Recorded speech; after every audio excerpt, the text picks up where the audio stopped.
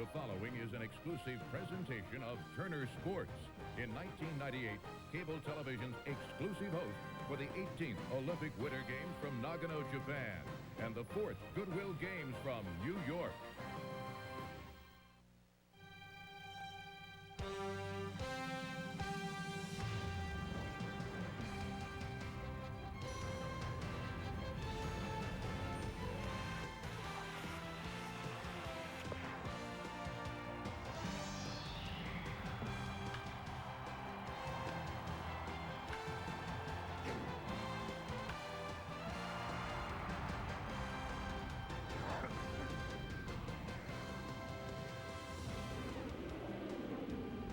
Hello again, everybody. Along with Ernie Johnson, Skip Carey, welcoming you again to the ballpark. We're finally going to get this game underway, it looks like. Pete Van Weeren's boy John is getting married tomorrow, so Pete's not with us. And great to have you back, Ernie, and talking about this Dodger team. They've been playing great baseball despite the 2 losses in Florida. They have, and remember, Skip, about, in May, we went to Los Angeles to play the Dodgers, and they were having an awful time. I mean, they were 9 games out of first place. Nobody could get a base hit, and all of a sudden they've caught fire in the second half, and they have the best record in the National League in July. This is a very important series for them because they know the Braves in a 4-game set could be tough, but the Dodgers are playing good baseball, so we look forward to this series. Should be a great series. Dennis Reyes pitches tonight against Denny Neagle, and we'll be back with the starting lineups, then the play-by-play story right after this.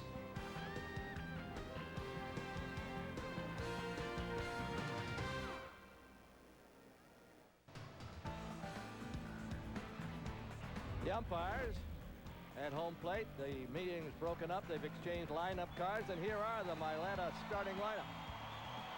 Big hand for the Braves as they take the field. Brett Butler leads it off and plays center, and it's Trip Cromer at short.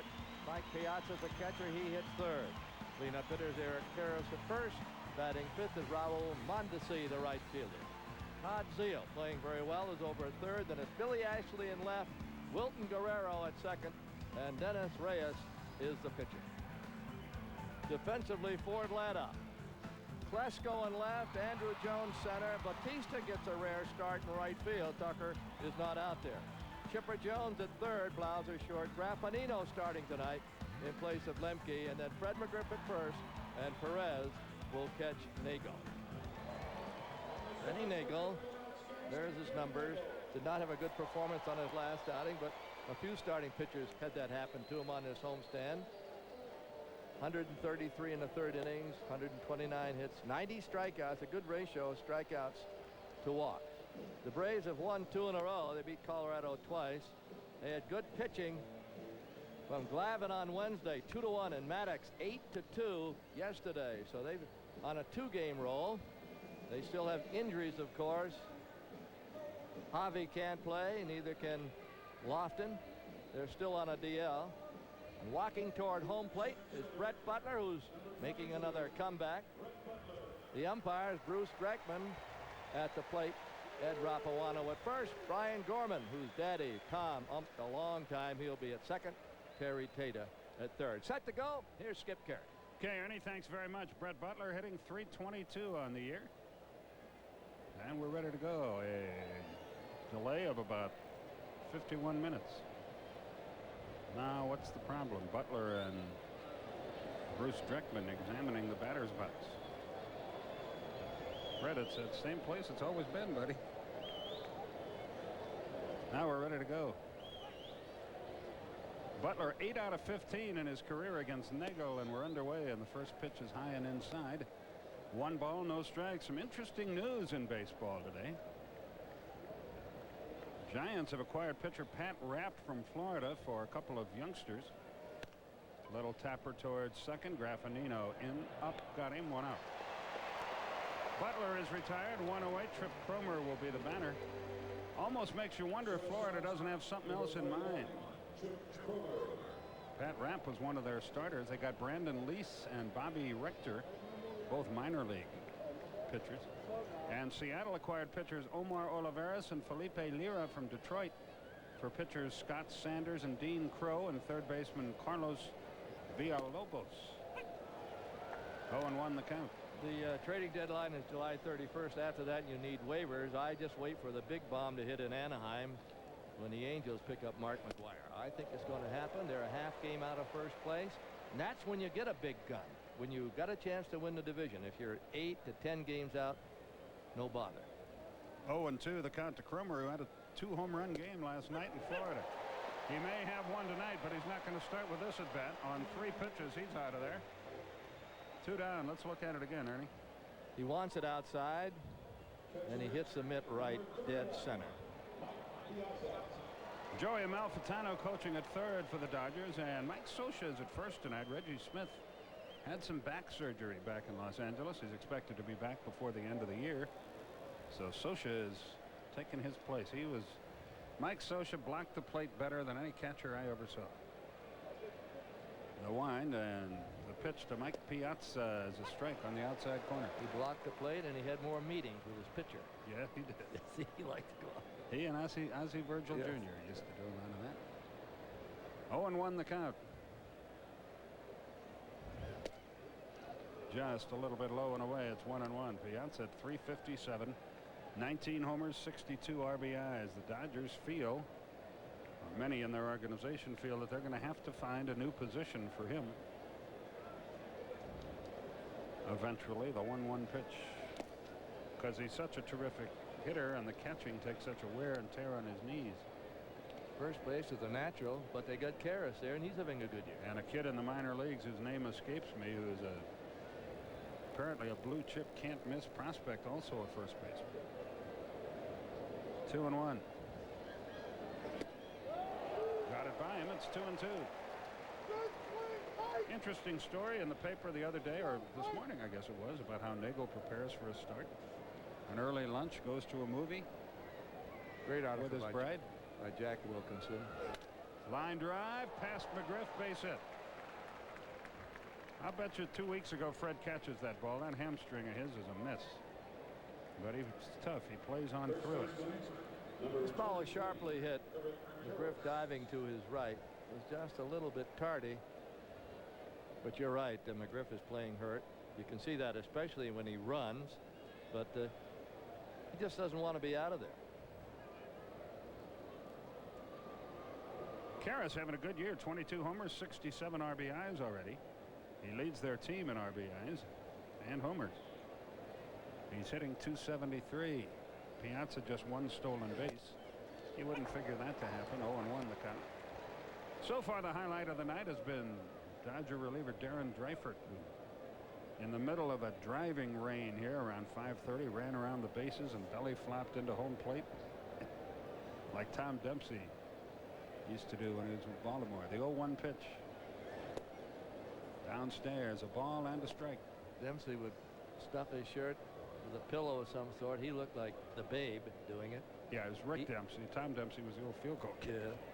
But Rick Dempsey just break up everybody with his imitation of Babe Ruth hitting a home run. 1-1, tapped on the ground toward third, but foul. 1-2 the count. I don't know. Karras seemed to be hitting about 100 in April. He got off to such a slow start, and look what he's accomplished since with his 67 RBIs and 22 homers. Greg and Jamie Watts looking in Provo, Utah tonight. Greg's sister Kimbo Moore is a student journalist here watching the game this evening. 2-2 the count. And an old friend of yours is here, Ernie. Al Tommy, former Atlanta Constitution sports writer, and he wants to be remembered to his godson Charlie Sims looking in this evening. Yes, he lives now up in North Carolina. The 2-2 popped up right side, out of play. Bautista a long run, but he runs out of room. Well, we got some dark clouds overhead again. We were told it might rain here Sunday because there's a hurricane down in the Gulf. Yeah, my family just flew in today from Phoenix, and they were telling me a lot of flights have been canceled in the Gulf Coast areas because they've moved the airplanes out of there already. I think they got home just in time before you started to cook. Or did you? Well, the house was still standing. 3-2 the count. I'm pretty good with that frozen pizza. I can get that stuff going. That'll work. Payoff pitch. Piazza will be running from first. Karras waits. There he goes. Fouled back. Still 3-2.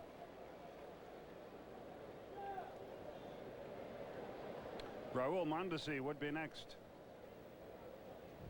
Karras 5 out of 21 in his career against Denny Neagle, a home run included.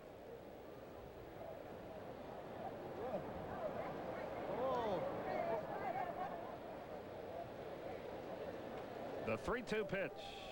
Runner goes. Struck him out. Pitch was out of the zone. It appeared a high fastball. 2 strikeouts for Neagle in the inning. 1 hit but no runs, no errors. 1 left. Bottom of the first. No score.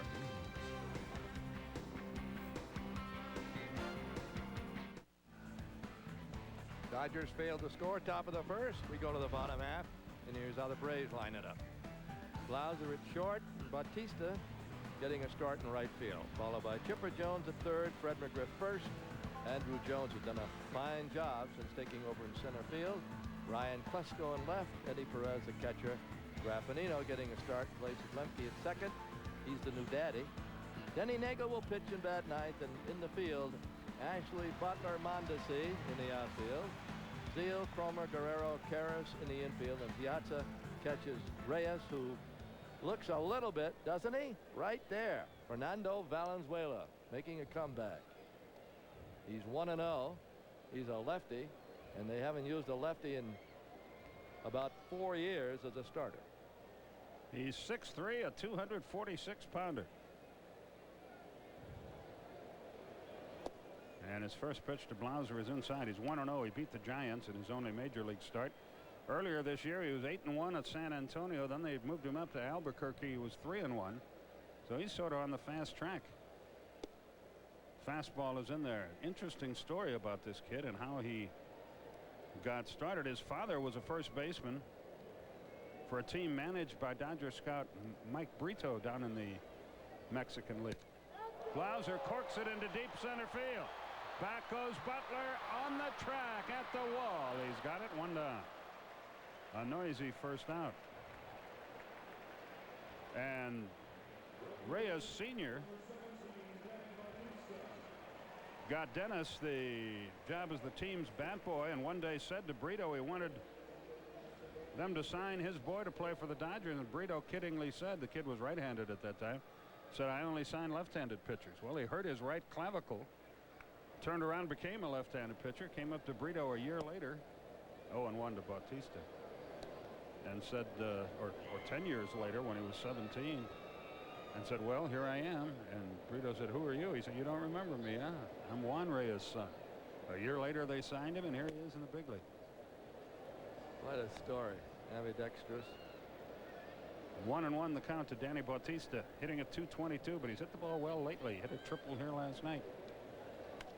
He pops this one into short right. Out goes Karras. Out goes Guerrero. On comes Mondesi.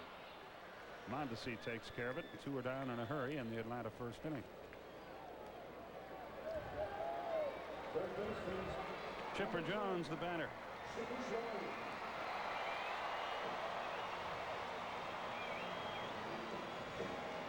Well, a great friend of ours, our radio producer, Dave Baker, there in the back behind Joe Simpson.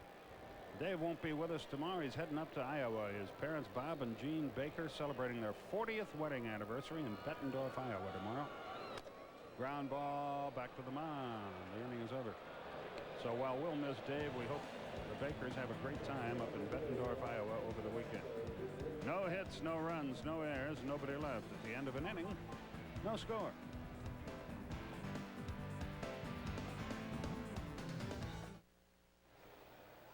This telecast authorized under broadcasting rights granted by the Atlanta National League Baseball Club, intended solely for the entertainment of our audience. Any publication, rebroadcast, retransmission of the pictures or descriptions of this game without the express written consent of the Atlanta National League Baseball Club is prohibited. Fans enjoying the action out in the 755 club. Mondesi leads off the second inning and fouls the first pitch back. It's 0-1. Now, a lot of fans probably wondering why. We sat here for about 20 minutes, I guess, when we could have played. But you got to get. what the Braves are trying to do is be fair with everybody. The 0-1 pitch. Downstairs, it's 1-1. There was another cell in the area, very heavy rain. It apparently has just missed us. But I think another cell is just going to hit us. It might. But what you don't want to do is start the game, play a half an inning or an inning, and then maybe you lose your pitchers. Both teams lose their starting pitchers for the night. Plus, what's the sense of starting if you're about to get deluged? So that's why we waited. As it's worked out so far, they could have started, but hindsight, of course, is 20/20. 2 balls, 2 strikes. Media superstar Lonnie Dale, our director tonight. Glenn, the Worm Diamond, our producer. High fly ball into left center field, an easy play. Who wants it? Andrew Jones puts it away. 1 down.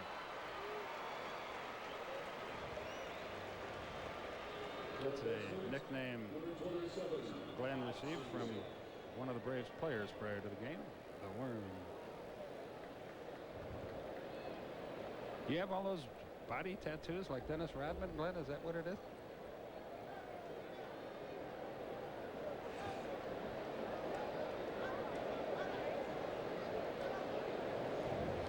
The pitch. A little high. 1 ball, no strikes to Todd Zeile, who's not hitting much. 238, but he has 20 homers and 50 RBIs. In his last 11 games, he's been red hot. There's a strike to him. 1-1. 14 out of 36 with 12 runs, a double, 4 homers, 11 RBIs in those 11 games.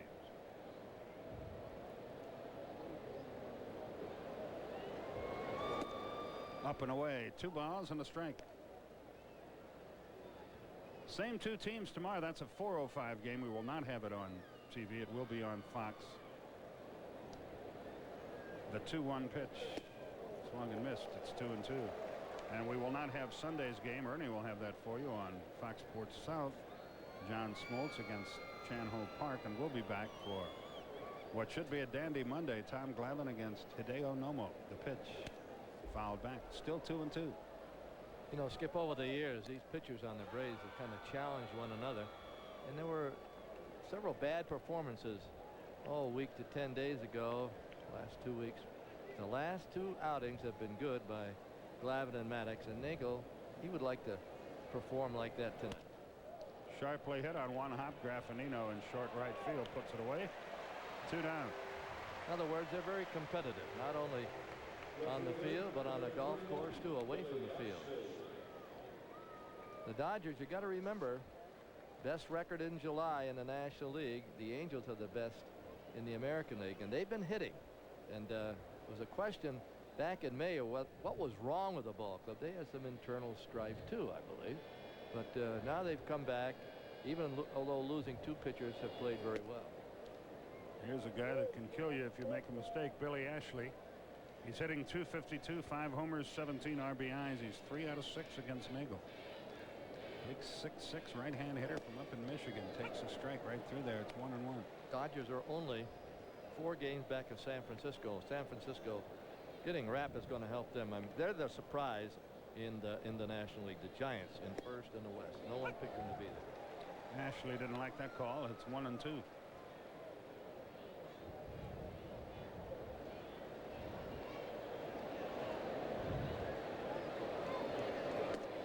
Two and 2 is the count now. Capacity crowd on hand.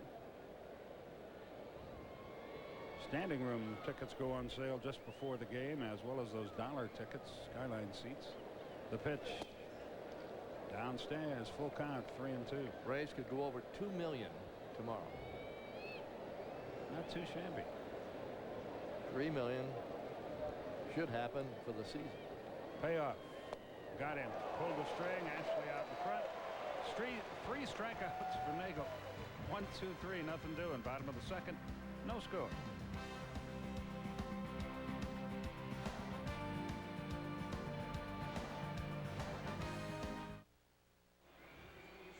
We're going to the bottom of the second, scoreless. Let's take a look at the Hardy's leaderboard. National League team home runs. There you see it. Doesn't surprise you with Colorado. Then it's Atlanta and the Los Angeles Dodgers at 102, and Montreal and San Francisco 96. Okay, Ernie, thank you. Fred McGriff leads off the bottom half of the second inning at 279 with 11 homers. You got any extra money, Ernie? Got an investment for you. How about $17? That's not going to be quite enough. The 1-0 pitch. 2-0. What do you got? The Mike Tyson computer. It's got 2 bytes and no memory. Hey, I got stung for 49 and a half already on that. Swung and missed. 2 balls and a strike. Me too. 49.95. I know you did too. But you know, then we saw something that's never happened before. Then I watched the one on HBO the next week, where the one guy was 6'7" and wouldn't fight at all. He looked like Arthur Murray. So they disqualified him too. Boy, that boxing, what a gypsies, tramps, and thieves. Yeah, could use a pick-me-up. The 3-1 lined into left field, a solid hit. McGriff sort of walks down to first base. We keep trying to remind the fans, boy, he probably shouldn't be playing at all, as bad as his hamstring is. So Bobby Cox has ordered him not to run unless he has to. He'll probably hit a home run the next time up, but since he's been injured, it looks like he's placing the ball better. Ball's away, hits to left, ball's inside, he will pull. But you watch him on this pitch away, just serve it to left. That's a great job of hitting. It's very difficult to pitch to hitters that hit that way. Pitch them outside, they go the other way. Pitch them inside, they pull. They're tough. Andrew Jones, the batter. Takes a strike at the knees. 0-1. Andrew at 284, 7 homers, 39 RBIs. John Candy movie on after the game. Spaceballs. That's on Dinner and a Movie. And I know you want to know what the dinner is. What's the dinner? May the borscht be with you. That's a winner. Paul and Annabelle will have it for you. Normally they send us one out. Did we get one tonight? No? Good. Right in there. 0-2.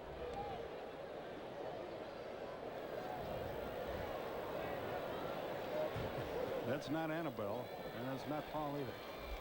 Can't wait for that one. We found that one in the back shelf at the studio. The 0-2 pitch. Joe Smith slowing away. 1-2. It's the one that Bill Tush hid a long time ago. Yeah, remember the stuff he used to do? I liked it when he had that little stick face that he held of Walter Cronkite. He would hold it up in front of his and then do the nose. That was a great show. And the 1-2 pitch.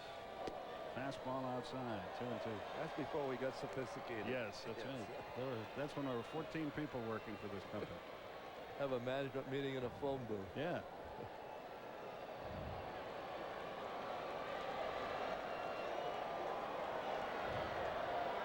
Life was so simple in those days. The 2-2 pitch. Swung and drilled deep left field. 2-0 Atlanta.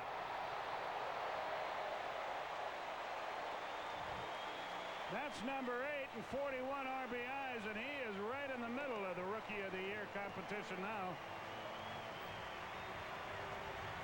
A line drive, no doubt about it.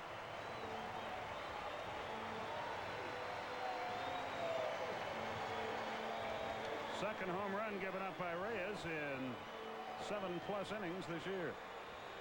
Here we take a look. He wants it outside. It's right down Peachtree. You see the catcher move inside to catch it, and Jones wouldn't let it go by. The Jones boys really getting a following here in Atlanta. Andrew getting a chance to play center field, making the most of it. Had a great year. Ryan Klesko had 2 homers last night. Takes one high and inside. 1 ball, no strikes.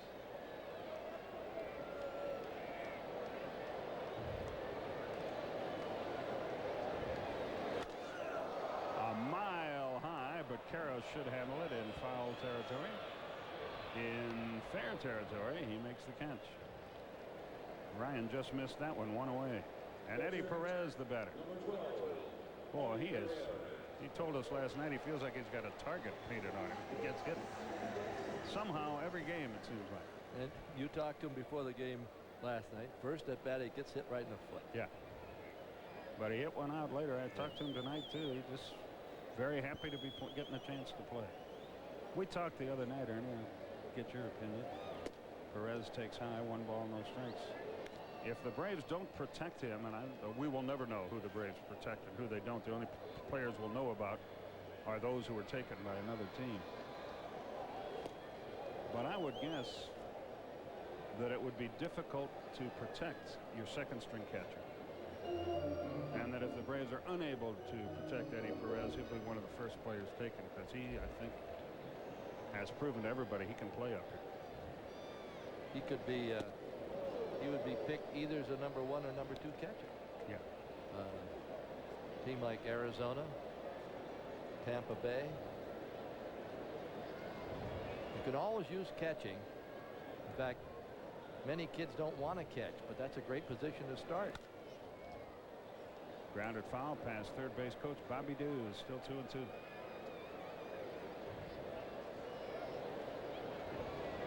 Eddie paid his dues for a lot of years in the minor leagues.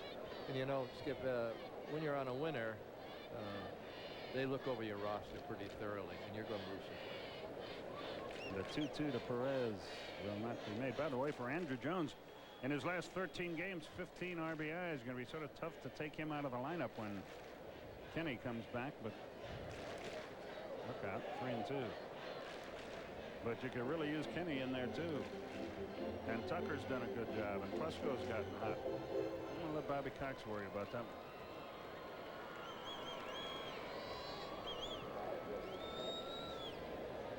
Payoff pitch to the Atlanta catcher. To short. Cromer has it. The University of South Carolina product throws him out, 2 down. Number 14, Tony Granfanino. Here's the new Papa, Tony Granfanino. Baby's Tony too. Yep. Anthony Joseph Granfanino, 7 pounds, 20 inches long, and probably looking in tonight with Nicole. I think she got out of the hospital today.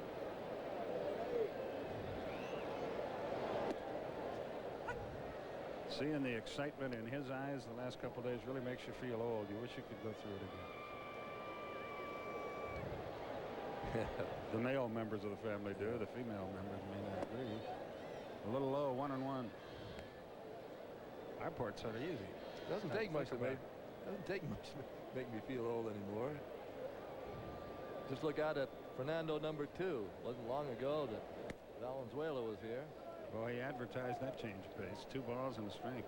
He's just 20 years old. You know? Youngest pitcher in the National League. Boy, he is a spitting image of Fernando. Lined right at the third baseman. Well, that's all he hits is line drive. The inning comes to a close. 2 hits, 2 runs. Andrews homer, the big blow. No as, nobody left. 2 innings have gone by. Braves 2, Dodgers nothing.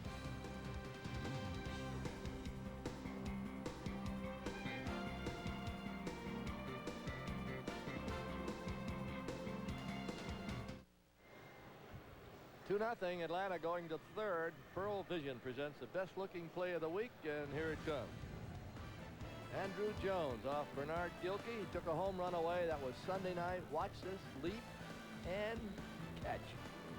Pearl Vision best looking play of the week. And Denny Neagle was the recipient. Saved a home run. He is something to watch. Does everything well. Hits with power, runs, and can throw. That's what they look for. Wilton Guerrero leads off the 3rd inning. He's having a good year, hitting .298, 2 homers, 26 RBI. You know, Skip, Andrew dropped a fly ball during the week. Probably the best thing ever happened to him. Next one will probably be 2002. Because many times when that happens, you say, oh, what did I do? Somebody will remind you. Fly ball to right. Trouble for Bautista, but he gets there, 1 down. But Guerrero's going to be a real corker, but this time he flied to right, 1 away, and Reyes is the batter. Number 57, Denny Neagle. By the way, before the game tonight, because of the rain delay, we had one program featured This Week in Baseball, and the other was America's Funniest Home Videos. And you're the people that makes all of this go round. The pitch to Reyes fouled away at 0-1, and your opinions are very important to us because we want to do what makes you happy. So let us know which of those programs you preferred so that we will know next time which one to run first. We'd really appreciate it. The number is 404-827-1859. That's Glenn Diamond's number. Just let him know which one you want. Just you can leave it on his answering machine.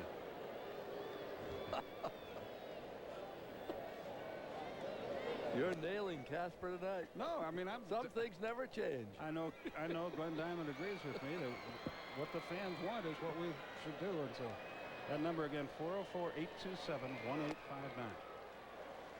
2 out here as Reyes goes down on strikes. That's 4 strikeouts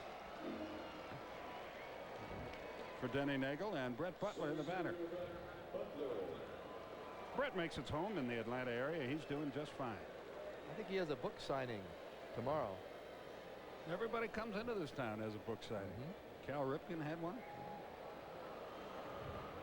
But Brett will tell you he's not playing anymore. This is it. I said, even if you win the World Series, he says, this is it. I'm retired.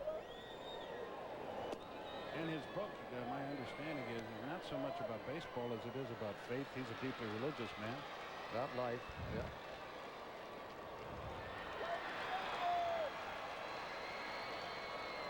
I laugh, though, sometimes when guys say they're going to retire. Yeah. Some broadcasters say they're going to retire, Yeah, you know, that's right. when they come back. No, but even players, then spring training time starts, and all of a sudden they're saying, wait a minute. We'll see. The 1-1. Fouled away. It's 1-2. If that's what he wants, I hope he does it. But if he changes his mind, I'm sure he can come back and play. Pretty hard to get away from this game. Whether you're a player, broadcaster, front office, it gets a hold of it. As Ethelene McBee would say, it gets a hold of it. The 1-2. Boy, that just missed. Denny was on his way to the mound. I ran into the dugout. He thought he had a strike. Watch it. Boy. Good job by Eddie, but it was outside, it looked like.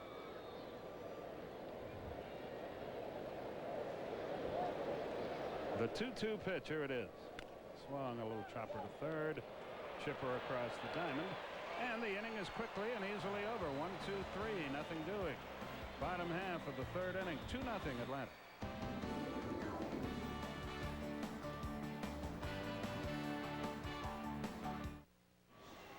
We're going to the bottom of the third. Atlanta leading 2-0. Let's take a look at the Office Depot scoreboard. Rain out at Chicago. San Diego's helping Atlanta. They're beating Florida. Houston 1-0 over Montreal. Pittsburgh by 3 in the top of the 5th over the Phils. 1-0 Cincinnati at New York. Rain delay. And the Cardinals beating the Giants. And Denny Neagle takes up high. 1 ball, no strikes. A couple Americans.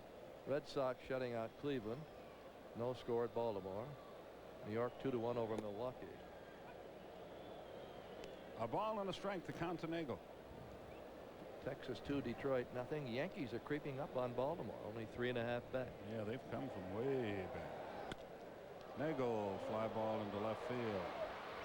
Billy Ashley wants it. Billy Ashley has it. 1 down. Top of the order, Jeff Blauser will bat. He flirted with a home run his first time before he flied to deep center field.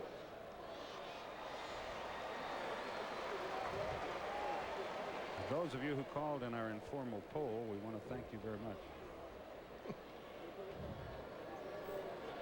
I mentioned no lefties that started in a long time. Before Reyes started his last game that he won, 681 games were played by the Dodgers without a left-handed starter. And the last winner before Reyes, Bob Ojeda, back September 24th, 1992. So you can win without a lefty. It's been proven. That was a good off-speed pitch. Everybody chasing it. And nobody gets it. Guerrero with his back to the infield couldn't come up with it. That'll go as a hit. A healthy Jeff Blauser stands on second base after that, but he's not a healthy man, and so he had to stop at first. I thought Mondesi should have come on and made this catch. See him coming right there. But you got to yell and scare everybody off. Well, that's a tough play with your back to the infield. A break for Blauser and the Braves, and let's see if Danny Bautista can take advantage of it. Reyes comes set.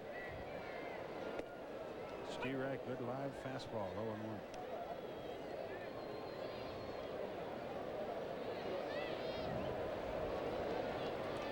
Always great to see Vince Scully and Ross Porter, Jaime Jarrín, Rene Cardenas, their Latin broadcasters for the Dodgers. And we were all saddened, by the way, that Vin's former partner Jerry Doggett passed away a few days ago. He was 80. They'd worked together over 30 years. 1-1 the count.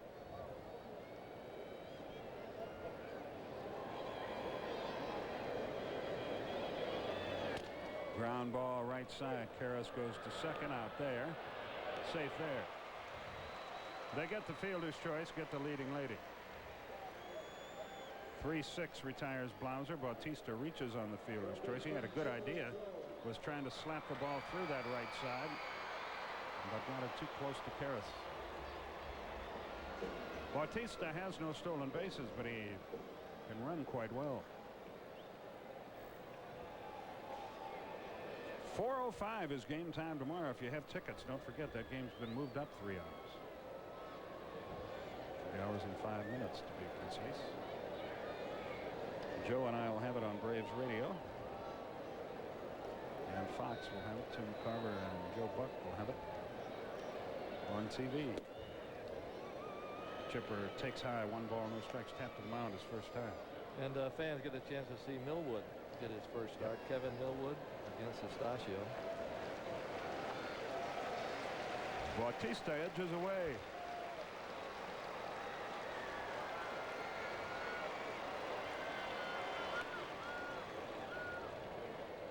Two 2-0 the count.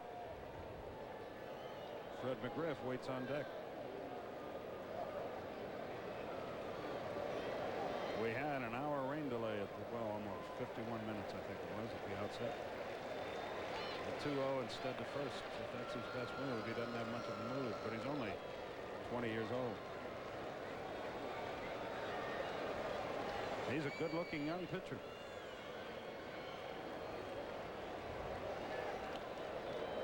Better move there. Close play. Still 2-0.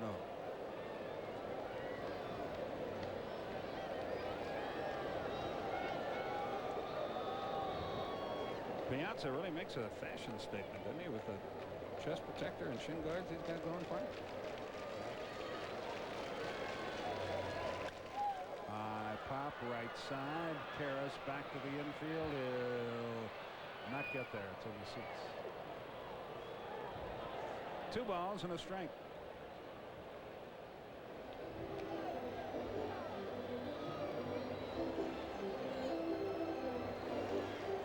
Bautista had raced all the way around to third base. Malfitano and manager Bill Russell talk it over.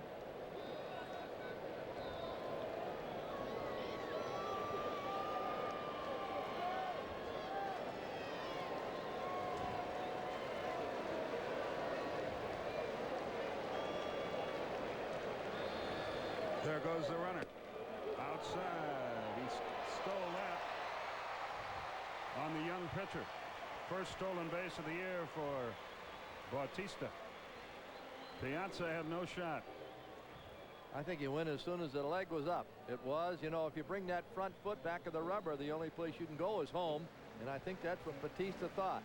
He's going to bring his foot back of the rubber so he can't throw to first, or it'll be called a balk. Now a base hit plates a run for Atlanta. Fred McGriff is on deck.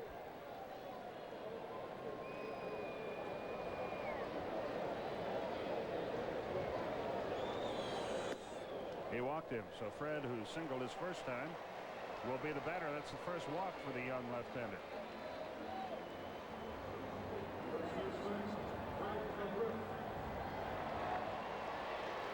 I'll tell you what, this game is tough enough at the major league level when you're 20 years old, but for kids like Andrew Jones and this Reyes, when you're handling a new language, Andrew does okay. He's learned to speak English down in Curacao.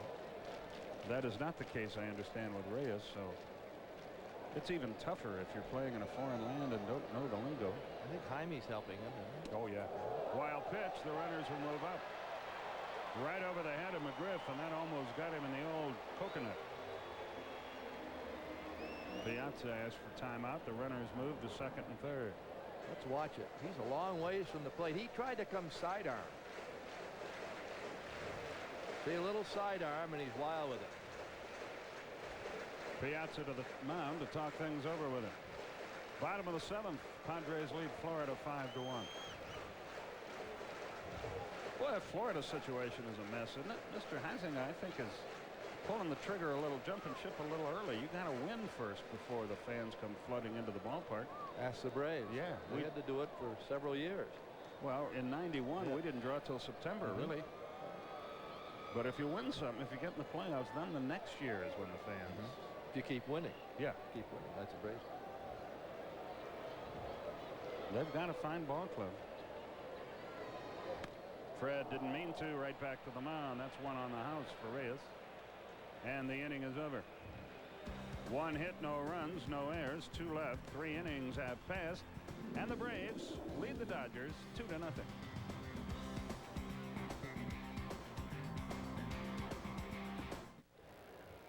We're about to go to the 4th inning. Before we do, our Aflac trivia question: which Dodger teammates ranked first and second in Major League home runs during the 50s? We'll have the answer in a half inning or so. And here with the play-by-play story, Ernie Johnson. All right, Skippy, thank you. Cromer will lead it off. Struck out the first time. He's 29 years old. He was born in Lake City, South Carolina. He moved to the big city now. He lives in Murrells Inlet, South Carolina. Hit a couple of homers yesterday down in Florida. They lost 8-7. First pitch is high and away, 1-0. They shade him toward right, and he pops it off to the right side, but foul. Greg Gagney's their regular shortstop, but he's got what they call pink eye. I haven't heard that expression since 1939.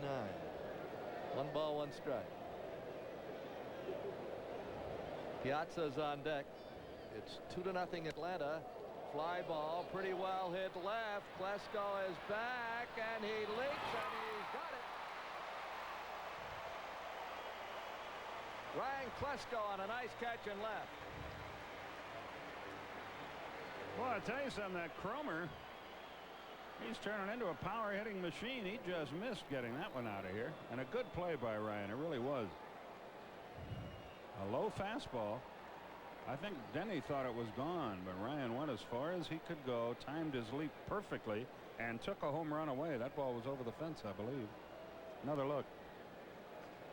Well, maybe, maybe not. Ball's been carrying better as we get into the summer season.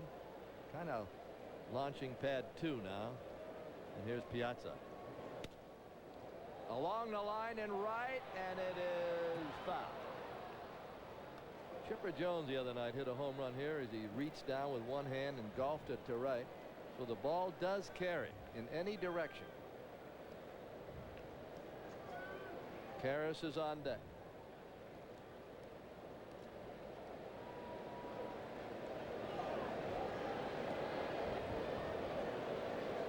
The Braves have 3 hits and the Dodgers 1. Pitch is high. Interesting to note that the Arizona Diamondbacks and the Chicago White Sox are going to share a facility in Tucson next spring training. That's become a trend.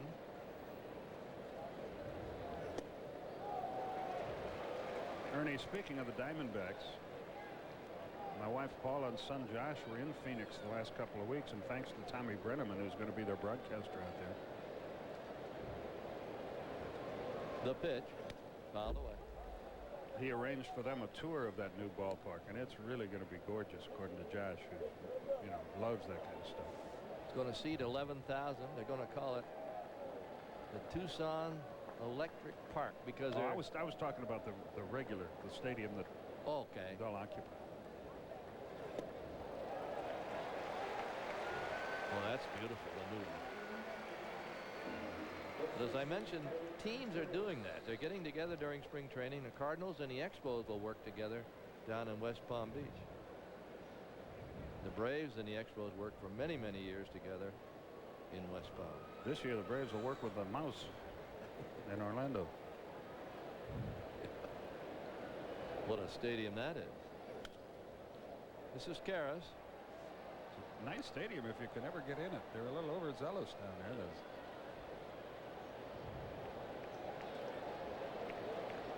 From the outside, looks like a major league stadium. Seats about 8,000. Neagle gets him to miss a fastball up. 2 down. Karras the first time struck out.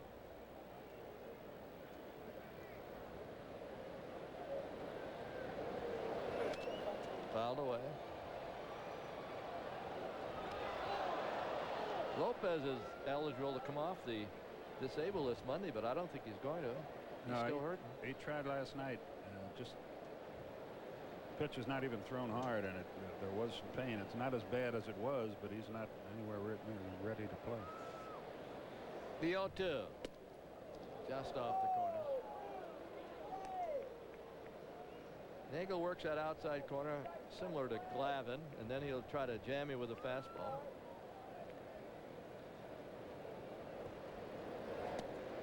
Inside, missed. 2-2.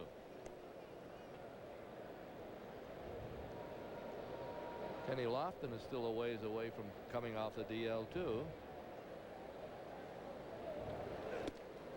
Tried to jam him with a fastball. 3-2. Atlanta got 2 in the second on a 2-run shot by Jones. Andrew. 3-2 pitch. Drill left field. Klesko plays it on the bounce and throws it into second base. He had thoughts of trying to shoestring it, but then if you do that, you got a runner at second base if you miss it, or maybe even third. Yeah, I think he made the right decision. His improvement in left field, he's never going to glide around like an Andrew Jones in the outfield, but his improvement is so pronounced. It's really incredible. It's a great credit to him. He has worked his tail off. I'm on to see. Fly to center first time.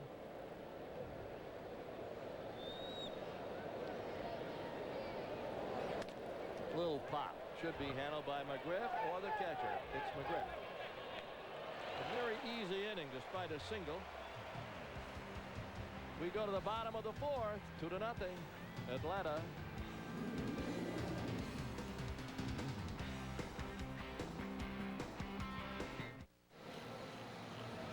All right, we're going to the bottom half of the 4th. Here's the Aflac trivia question. Which Dodger teammates ranked first and second in Major League home runs during the 50s? Well, I know that. I'm on their list, both of them. Luke Snyder and Gil Hodges. Snyder hit 326, Hodges 310. Well, what a team they had, huh? And playing in that bandbox called Ebbets Field. Well, 290 to the scoreboard in right, 360 in left center. Let's see. Billy Cox at third, Reese at short, Robinson at second, Hodges at first, Camp in the left, Ferrillo, Snyder, and a bunch of guys in left. Bunch of guys. Hermansky, bunch of guys. They never could get a Olmo, wasn't he in? Louis Olmo was out there too. Now we got the 2 youngest players pitted against one another. Jones against Reyes, both 20. Andrews a little bit younger. Last time up, he homered. Here's another look at that home run in case you joined us late. We joined you late, but if you joined us late, he got it down and in, and it was smoked on a line drive.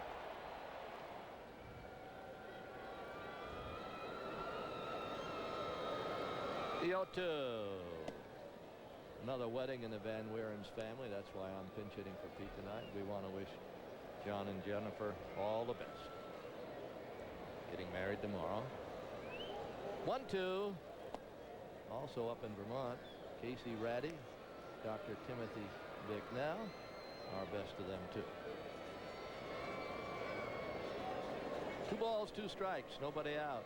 2-0. A little bit low. He was ahead. 0-2. By the way, don't call anymore on that question we asked you about which pregame show we prefer. We appreciate it very much, but Glenn's Audex box is full, so you'll just be wasting your time. But thank you. Fastball strikeout. We'll announce the results on Monday's telecast. Maybe. So after a home run on his first trip, Reyes got Andrew Jones on a strikeout. That's his first strikeout. Now Klesko. Had a 2 home run game yesterday. I think that's the 6th time that's happened in his career.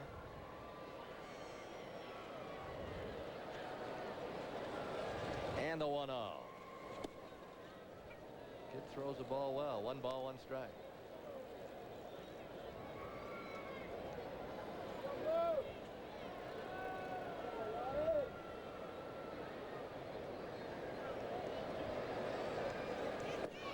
He drops down a little bit sidearm on some of these pitches. 1-2. And Butler's over in left center field. That was a great thing last night, watching Klesko hit the home run to left.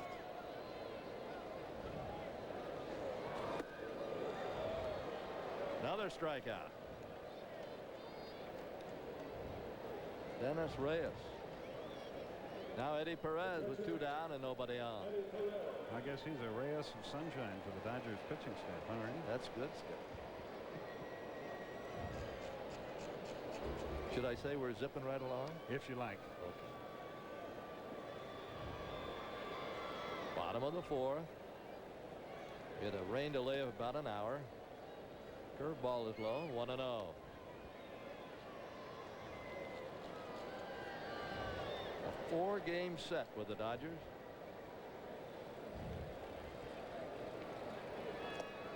Great changeup. 1 ball, 1 strike. And what a time to throw it. When you're behind in the count and you throw up that dead fish and get it over. That's good pitching. 1 ball, 1 strike.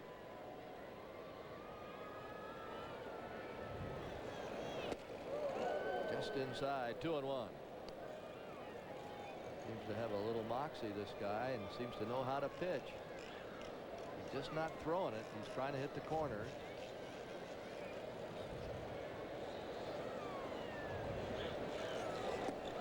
Change outside. 3-1. That's like Neagle tonight. He's really not a strikeout pitcher, but he's got 5. When he struck out Mike Piazza in the 4th, it was his 5th strikeout of the game. Popped him up. No problem. It's short. It's Cromer. And that's 3 down. 1, 2, 3. We played 4. Thanks for being with us. It's 2-0 Atlanta.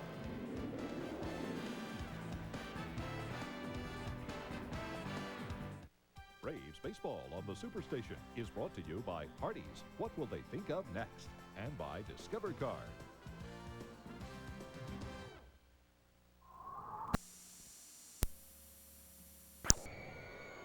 He is that strong. Inside. 1 and 2.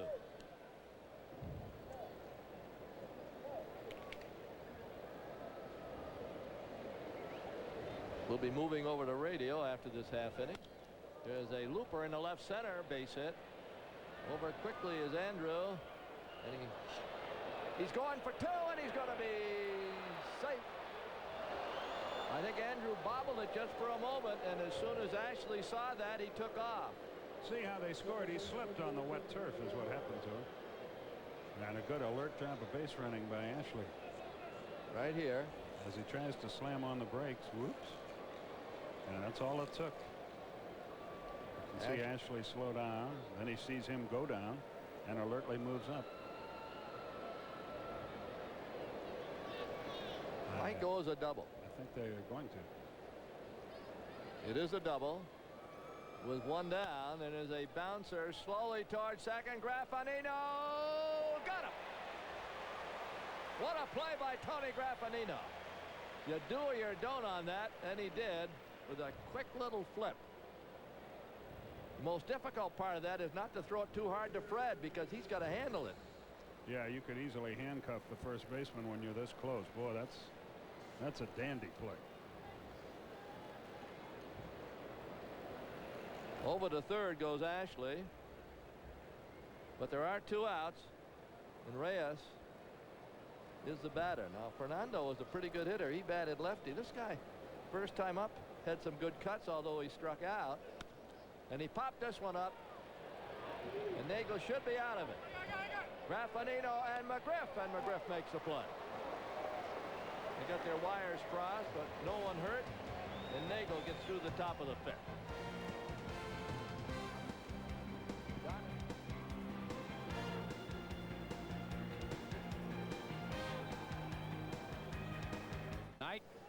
And a 2-run homer by Andrew Jones has the Braves on top. What are you going to do when Kenny Lofton gets well, when everybody's ready to play? Andrew Jones has shown he can hit anybody. He's put on a defensive clinic out there, got himself a low middle in fastball. Yep, you got to do that. That is one of the reasons I'm glad I'm here, not in the dugout. Oh man, it's going to be a tough call for Bobby. 4 doesn't go into 3 too well. I'm sorry.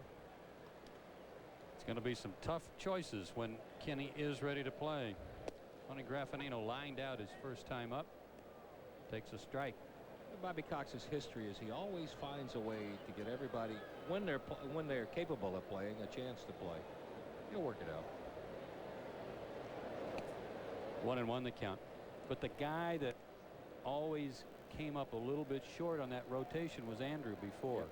Klesko and Tucker got their at bats. Andrew got worked in there some, but the way he's played lately, in the absence of Kenny Lofton, it's going to be tough to sit him down. 2-1. Don't you think, Bobby, maybe a little bit from the old school? You've got to earn your stripes a little bit. And, you know, this kid had done everything you could possibly do in the minor leagues and a couple of dingers in the World Series, but he still hadn't quite paid his dues at the big league level. Line drive by Graffanino. Ashley on the run. He won't get it. It's off the base of the wall.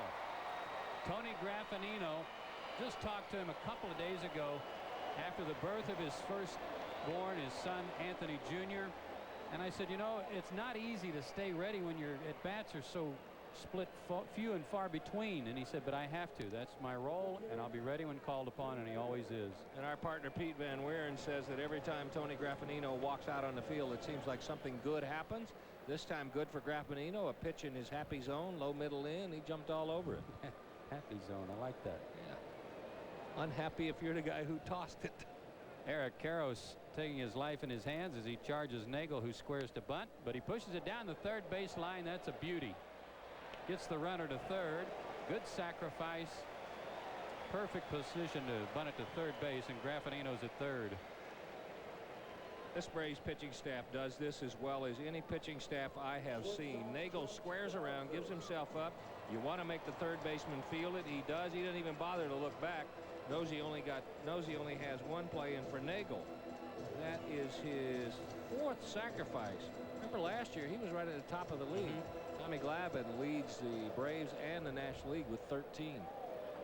And an RBI opportunity for Jeff Blauser, who dropped in a single out in shallow right center his last time up. He's 1 for 2. And the Dodger infield will play in.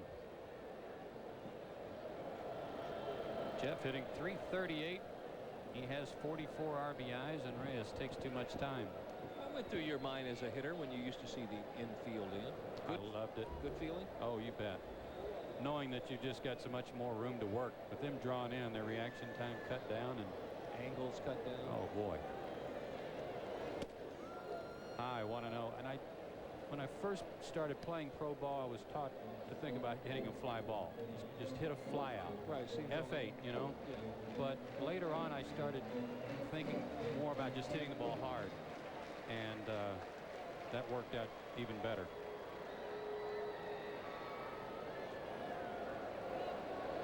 One 1-0. 2-0. It would seem to me it would simplify things if you were just thinking, let me hit it hard. Because you got to change your swing to try to hit a fly ball. Well, it kept crossing my mind that I might pop it up and not get it deep enough if I was thinking fly ball. 2-0 the count. Breaking ball for a strike on the 2-0 count. Good pitch. I was telling you before the ball game, or as the ball game was starting, how fortunate we are to have Ed Mangan as our groundskeeper here. Gee, aren't we? With that mound out there tonight under the pressure of some 475 pounds of left-handers. 3-1. We're in the bottom of the 5th inning, and not once have I heard the term stylish left-hander tonight. Reyes 6'3", 250. Yeah, or thereabouts. 3-1. Let's see if he gives in to Blauser here. Bautista on deck. Breaking ball, 3-1, and Jeff fouls it off. There are a lot of resemblances that people talk about to Fernando Valenzuela. Valenzuela actually one of his idols when Reyes was a kid. One of them is that he's not afraid to throw any pitch, any count. Remember, Valenzuela just wore people out, throwing a 2-0 Scroogey and a 3-1 screwball. Payoff pitch now to Blauser, and that one's deep enough to get the run in, but it's going to be a foul ball into the crowd. Yeah, the difference we were told before he pitched tonight was that his off-speed pitch is more of a straight change, a circle change, as opposed to that screwball that Tommy Fernando Glove used. Yeah. And it's been effective a couple of times tonight. Might be a good spot for it right here. If he was willing to throw a 3-1 breaking ball, why not a 3-2 change? Took something off, and Blauser hit it in the hole. An RBI for Jeff Blauser, and the Braves are on top 3-0. Looked like an off-speed pitch of some sort, but maybe a hanging breaking ball that Jeff was able to turn on. Yeah, I don't think it was the pitch selection. It was a good one. If he puts it in a good spot, he had Jeff off balance. But a breaking ball up, a hitter can adjust. You see, Jeff was out on his front foot, but watch him adjust to that hanging curveball, and it looked like his approach there was just what you were talking about. Here's a hanger, I'm gonna hit it hard. He didn't try to hit it in the air. Got it in the right place. He's at first for Danny Bautista. Jeff's 2 for 3 tonight. Bautista 0 for 2. Aboard on a fielder's choice in the 3rd inning and stole a base, and Blauser has to dive back.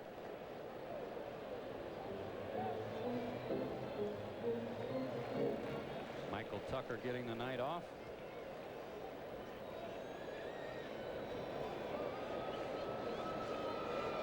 Bautista a double and a triple and 4 hits for the Braves. I think Jeff Blauser and Javi Lopez and maybe Mark Lemke draw more throws to first than Lofton, Tucker, and Chipper Jones combined. Jeff does not have a big lead. That's low, 1-0. I wonder how these. Oh, well, there he is. I wonder how they were comparing pitch count. Pretty close. But a few more strikes for Denny Neagle. The one concern they have about Reyes is his control. 2-0. Always been that way? Yeah. A little better at Double-A when he started the season, 80 innings, 28 walks. But when he went to Triple-A, 29 innings, 22 walks. I wonder if his control was any better down low, or if as you get higher up, hitters get more selective. Swing and a miss, 2-1. That's part of it. Yeah, because you know that Class A, Double-A, they're probably a little more wild-eyed when they go to the plate and get away with pitches that are not as good. The closer you get to the big leagues, the more selective hitters become. And those pitches that used to get guys out suddenly are ball 3 and ball 4. Snap throw to first. It's a good hit and run count if the Braves have something on. There are his numbers and his strikeout totals in innings pitched. Well, he went right through that Double-A. Good hitters league too. Runner not moving, and it's 3-1. Although there are some ballparks, I'm told, in the Texas League that are really good for the pitchers, and I think San Antonio is one of them. El Paso, on the other hand, would not be. Ooh, launching pad. Small ballpark, light air.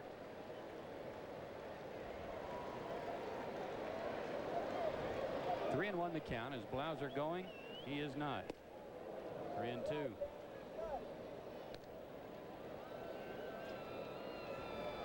I watched Reyes pitch on the satellite the other day, the game he pitched against the Giants, and a question which I will ask before they get out of town.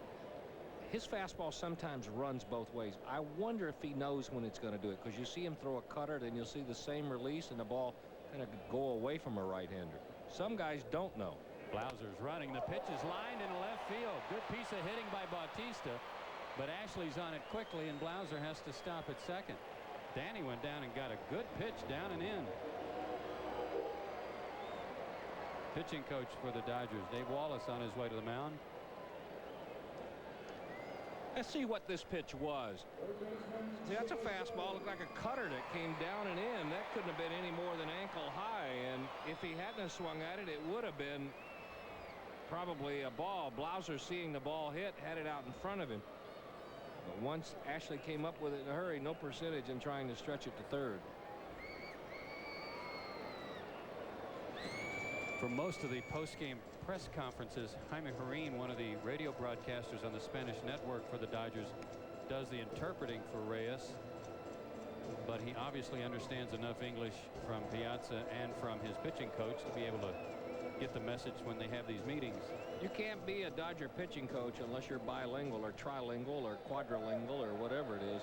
But I think also Piazza speaks some Spanish, so that has to help. It's like a UN meeting when they go over hitters there. Here's Chipper. Runners at first and second. He has hit a comebacker to the mound, and he has walked. Working on a 13-game hitting streak. Into right center. But Mondesi is there. Blauser's going to tag. Mondesi's got a great arm, but his throw is cut off, and runners are at the corners with 2 out. You got a chance to watch Mondesi there. In watching Mondesi, a guy who has matured a little bit defensively. A couple of years ago, he would have seen if he could have aired that out to third. Blauser on the tag. Good shot there, guys. Here comes the throw, and you can see all he's going to do is hit the cutoff man. A couple of years ago, he would have tried to throw that all the way to Zeal. He wouldn't have gotten Blauser, and the Braves would have had a runner at second, too. There's a time to showcase that rifle arm, and that wasn't it. He didn't even get himself in a real good position to throw. I think he knew right away what he was going to do with it. Crying Dog has been ruling of late. He's 1 for 2 tonight and scored a run ahead of Andrew Jones' homer back in the second inning. Takes outside. 4 for his last 8 with 3 doubles. And had an excuse me last time up with runners at second and third. He had a check swing comebacker to the mound.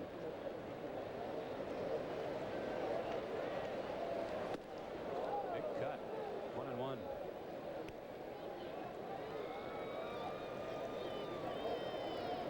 That looked like one of the few times you'll see Fred really try to turn on a fastball that's up from a left-hander. Yeah, normally that's the one he tries to shoot over the shortstop's head. Both he and Michael Tucker have handled left-handers well this year. Sidearm pitch misses. 2-1. Yeah, Michael's hit lefties better than right-handers.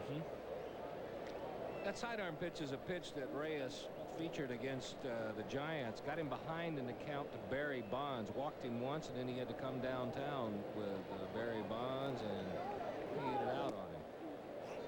3-1. I think if you don't use that pitch regularly, then don't use it unless you're ahead in the count and you just want to try to get a guy on his heels a little bit so that if you miss, big deal, you can come back and still get him. How many times, though, do you see a guy break it out in a crucial situation? And all it does is put you in a tougher situation. And it did this time because he walks McGriff and loads him up for Andrew Jones. His second walk of the night. He's kept those down, but it's put him in a pickle here in the 5th. Andrew homered in the 2nd, struck out in the 4th. Reyes is going to face him because the Dodgers don't have anybody throwing in their bullpen. Braves already have added to their lead here in the 5th inning. Graffanino a leadoff double. Blauser a 1-out single drove him in. The chop and the chant break out here at the ballpark. Good curveball to get ahead.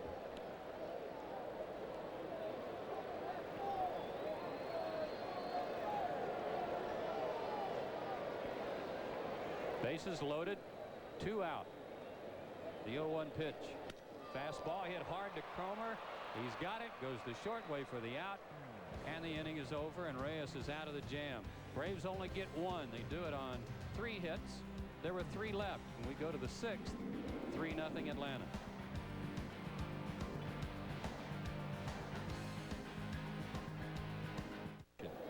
And good pitchers throw a lot of first pitch strikes. Eric Karros singled his last time up. He's hit in 21 straight. Butler has 11 stolen bases this year, and he's been caught 6 times. This Dodger ball club has been scoring runs in bunches, but 0-2 on the road trip.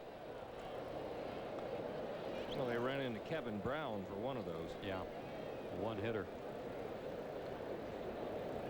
But they certainly have corrected some of their offensive woes. Karros takes outside, ball 1. They don't have Roger Cedeno in there tonight. He strained his wrist on a check swing down in Florida and is listed as day today, and that's why Butler's in center. And Cedeno's been a hot hitter. Butler's running. Foul back. He'll have to try it again. Braves leading 3-0. We're in the 6th.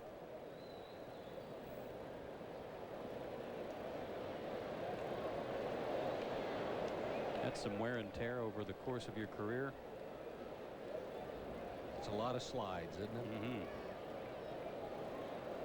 And I wonder how many times he had to go back on foul ball. At least 1.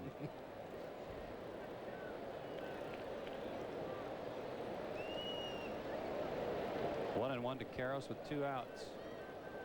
Not running this time, and this one's in the air to right. Bautista has room near the line, and the inning is over. Neagle gives up a leadoff single to Butler, but nothing more. 1 stranded. We go to the bottom of the 6th. Braves leading 3-0.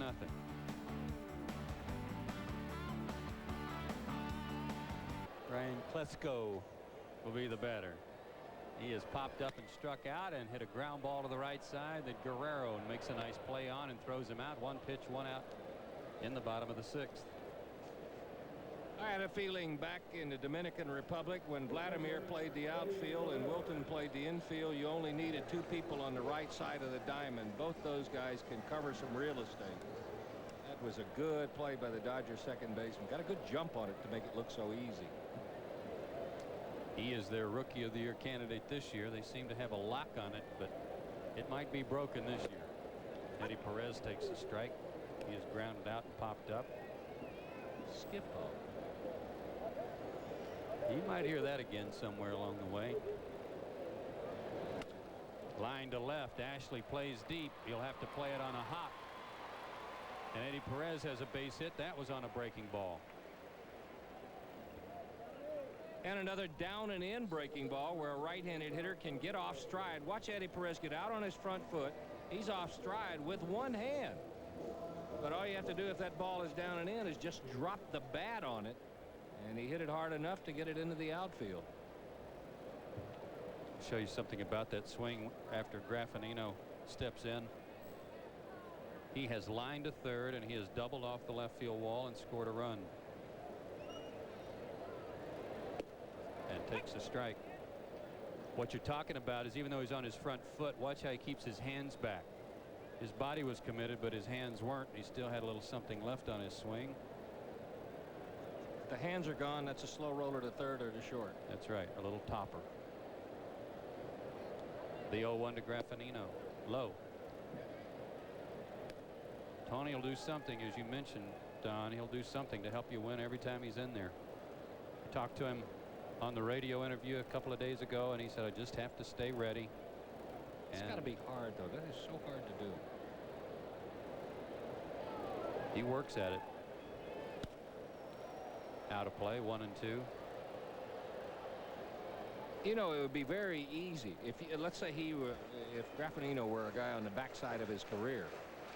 and just filling in and playing, it would be very easy to say, okay, this is my role, and just put in your days and get it done.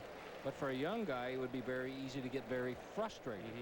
So it takes somebody kind of special and realizing what a future he has to work at it as hard as he does. Fights this one off into shallow right field, but Mondesi has it. 2 down. Graffinino 1 for 3 on the night, and the batter will be Denny Neagle, who has flied out and put down a perfect sacrifice bunt.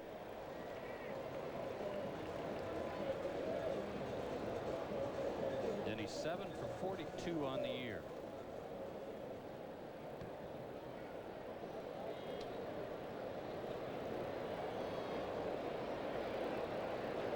They play behind Perez, not expecting him to run. And Denny slices one into center field. Base hit. Eddie Perez rounds second. He'll stop there. That away, Denny, against the left-handed pitcher, too. First pitch swinging. Good article in today's paper on Denny Neagle. Talked about his movies. Well, I think he's been watching some hitting tapes. Jumps all over a fastball about letter high. Something up there, but he didn't pop it up. He had a pretty level swing at that. If you haven't seen it, there's a really good article today on Denny and his wife Jennifer, and I didn't realize he was such a movie buff. No, I didn't either.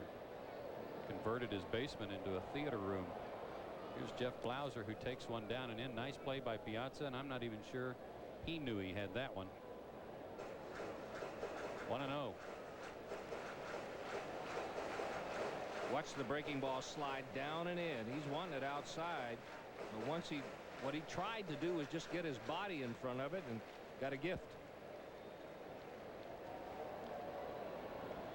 Blauser tonight 2 for 3. He has driven in a run. Has bumped his average back up to 340. Good off-speed pitch causes him to miss. 1-1.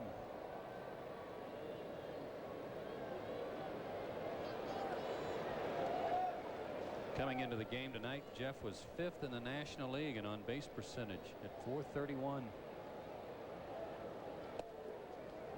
1-2.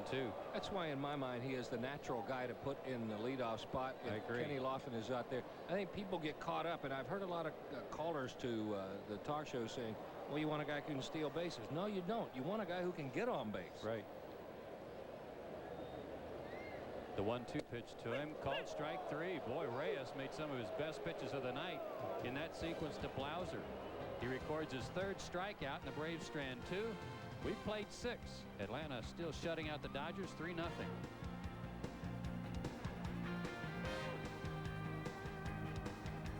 Up 1-2. And I think, and I just, the name Dave Winfield popped into my mind because of the similarities in their build. They are built almost identical. Both are strong. Both are good athletes. A little bloop to left, but Klesko is there. He's got it, and the home run, the only damage of the inning. But it gets the Dodgers on the board. Raul Mondesi puts one in the seats. We go to the 7th inning stretch. Braves on top 3-1.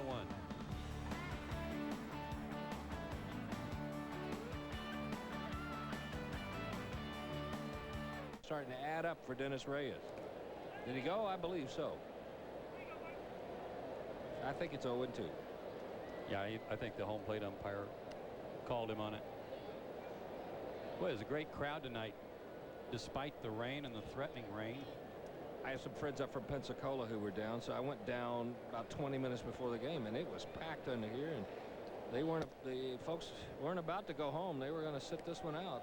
Another sellout tonight. And some great tours starting to come in now. Some really good groups coming in. We see that a lot. And a lot of kids now that it's summer and school is out. We love it. 2-2. One of those tours, the Brundage, Alabama 3 art tours, about 45 strong. They came over, checked out the Coca-Cola facilities today, and got here early and toured the stadium and marveled at our broadcast facilities. My Uncle John and Aunt Lois are part of that group, and they really enjoyed seeing all of the good things, and especially the Coca-Cola pavilion up there. Packed house up there tonight. Out of play. Batista having some good cuts. Look out down there, folks. He's wearing out the crowd on the right side, though.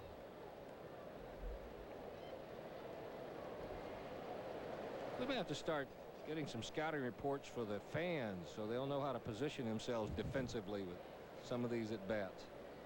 Still 2-2 to Danny Batista. Comebacker. Tough play. Good play. Got him.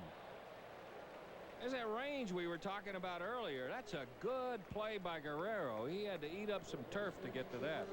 Throw was the thing on this. Watch where he made this throw from. Across his body, had very little on it in terms of being able to plant and throw, but zipped it over there nonetheless. Got rid of it quickly, too. And it's out number 1 in the bottom of the 7th inning. Here comes Chipper Jones. Chipper hitless in 2 trips. He has drawn a walk. He's at .315. He'll take a ball inside 1-0. I was asking about that pop-up last night that he let Eddie Perez catch that was about halfway down the third base line. And he admitted to me 2 things. One, that he gave up on it too early. And the second was that he said, you know, I'm still a little gun shy on those after that collision with Mordecai. He said that runs through my mind every time that ball goes up. And that's something I had forgotten about. Me too. Ground ball to short. Cromer over to Karros, and there's out number 2. So the 13-game hitting streak may be jeopardized unless the Braves can generate something and give Chipper Jones another at bat. A couple of ground ball outs here. 2 gone in the 7th inning for Fred McGriff. McGriff 1 out of 2. He's singled and scored, grounded back to the pitcher and walked.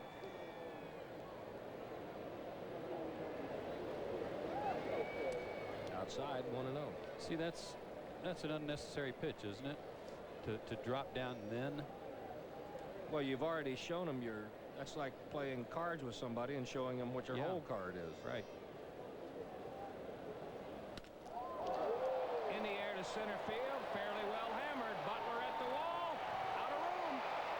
Home run, McGriff. It's 4-1 Braves.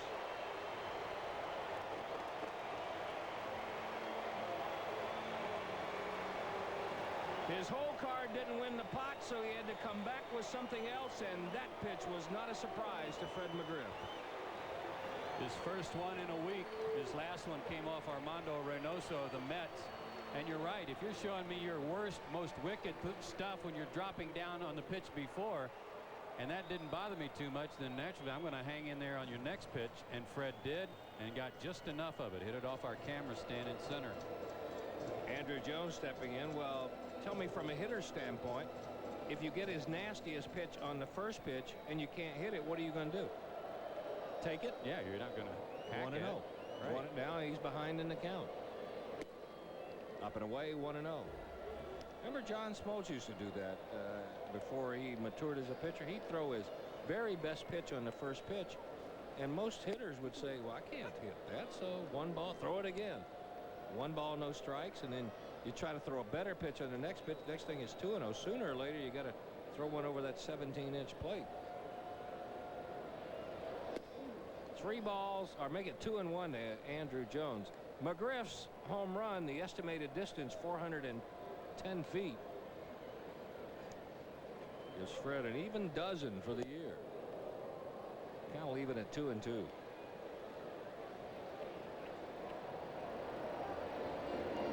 And that's a nice little piece of breathing room for Denny Neagle, too. Nice to go out there, and if you give up one, have your teammates get it right back for you.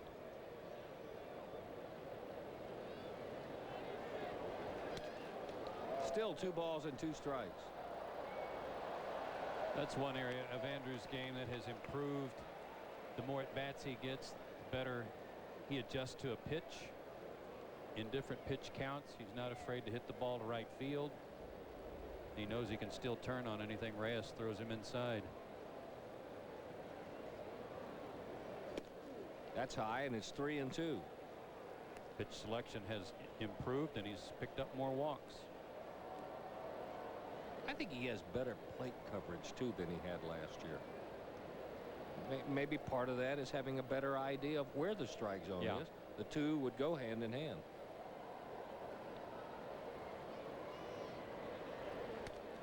Off the fist and out of play, still 3-2. Well, as a hitter, and especially a kid that's in his teens, when you get to the big leagues and as highly touted as he was, the last thing you want to have happen is to get jammed. You don't want anybody to get in your kitchen and make people think you can't get around on a fastball. So that's the one pitch you're still trying to hit, and you give up the outside part of the plate. He's learned that he can still turn on the ball. Close, but they won't get the call. Check swing. It's ball 4. And that is a pitch right there that maybe even in April Andrew Jones would have chased. That's 3 walks for Dennis Reyes. And Andrew Jones will stand at first for Ryan Klesko. Klesko hitless in 3 trips against the left-hander. He's popped to first, he's struck out, and he's grounded to second. Manager Bill Russell making his way out. Normally when he goes to the umpire at home plate, he says, I'm double switching. And he is going to change somebody in the infield. Nelson Liriana coming out, and he's also going to make the Bell South phone call to the bullpen.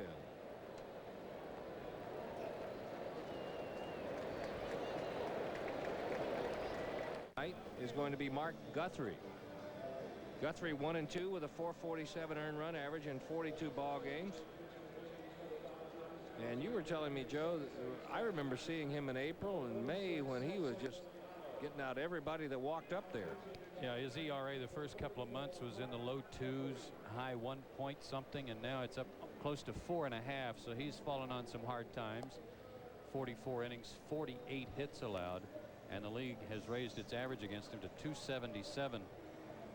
17 walks in 44 innings, and for a reliever, I would think that the 6 home runs he's allowed would be a little bit alarming too. Another pretty decent outing for Dennis Reyes. But he cannot win this one. Reyes went 6 2/3 innings, 9 hits. At this point he has given up 4 runs. Andrew Jones is charged to him. Walked 3, struck out 3. Guthrie's numbers, and the reason he's so impressive to us and to the Braves, is that he's never given up anything to the Braves. He's given up in 9 career games 1 run. That's over 11 1/3 innings. That's under 1. That's good. And he always seems to save his nastiest pitches for the Braves. That'll send Andrew Jones back to the bag. He's got a curveball and a split finger pitch, but the one that's been getting him in trouble of late has been his splitter that's not sinking as much as it was. Klesko's 1 out of 5 against him. Another throw to first, and before he even started over there, Andrew Jones was headed back to the bag. 4 runs, 9 hits for the Braves, a run on 5 hits for the Dodgers. We're in the bottom of the 7th inning.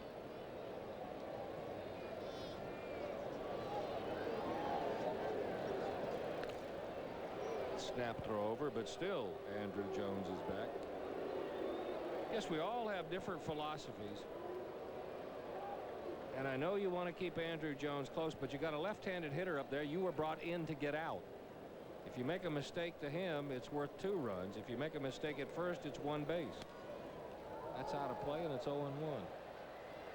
And if I'm the base runner, and if I'm given the green light, and with Ryan up there, maybe he won't be. Maybe they want to give him the opportunity to pull the ball in the hole. But I've got to figure that with Ryan, they're going to throw him a breaking ball now. After a first pitch fastball, this might be a good pitch to run. Let's keep an eye on it. Not a real big lead. And he'll draw the throw anyway.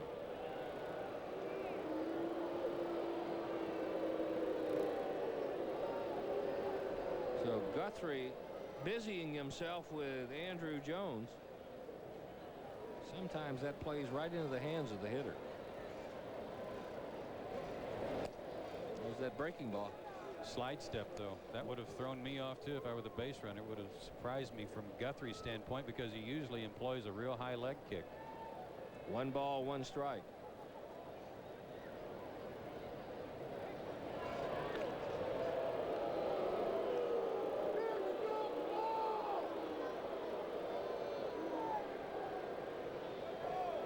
A few of the amateur managers a little upset with Guthrie continually throwing over. There he goes. And Ryan Klesko hit the mitt. That's twice in the last two or three nights that has happened. And that may have taken a little bite out of Mike Piazza, too. Andrew Jones was running on the play, and he had it swiped. It's an error on the catcher. That was on a high pitch, too.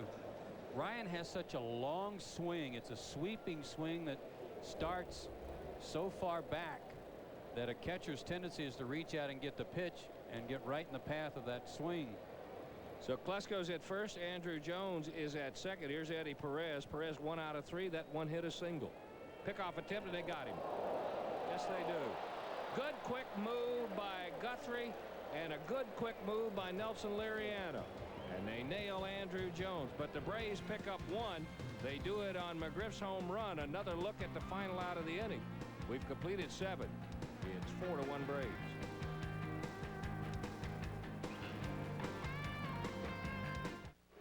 On the Delta scoreboard tonight, no game in Chicago today. They got rained out. San Diego did the Braves a favor. They beat the Marlins 5-3. Houston shut out Montreal. There's some help there too. Garcia the winner there. Philadelphia got 8 in the 6th, and they're leading. New York leading Cincinnati. San Francisco trailing the Cardinals by a couple. And we'll give you some American League scores as we go along here in the 8th. Double switch put Nelson Liriano in the 9th spot. He will lead it off here for the Dodgers in the top of the 8th. Denny Neagle has allowed 5 hits, 1 run. A Mondesi homer. Activity in the Braves bullpen, so they'll start keeping a close eye on Denny Neagle. Chad Fox is throwing. 3-0 Chicago leading Baltimore. Milwaukee got 4 in the 5th. Detroit over Texas in the 6th. There's a strike. And some other scores on the Delta scoreboard. Seattle got 2 in the 1st against Kansas City. Toronto no score at Anaheim. Minnesota at Oakland a little later. Line drive foul. That'll make it 1-2. How about those Anaheim Angels? They have been red hot. Well, they win 10 in a row. Yeah. Half game back of the Mariners. And they are supposed to be in the hunt for Mark McGwire. I heard that.